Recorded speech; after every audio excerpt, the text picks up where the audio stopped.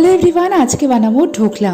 আর ভীষণ টেস্টি হয় খেতে, আর ভীষণ স্পঞ্জি হয়, আর খুব তাড়াতাড়ি বানানো হয়ে যায়। একটা হেলদি ব্রেকফাস্ট রেসিপি কিন্তু এটা হতে পারে। তার জন্য আমি 1.5 কাপ বেসন নিয়ে নিলাম, তার সাথে একটুখানি নুন হলুদ মিশিয়ে একটু একটু করে জল দিয়ে একটা ঘন ব্যাটার বানিয়ে নিয়েছি। তারপর 1 প্যাকেট ইনো এর মধ্যে দিয়ে দিলাম।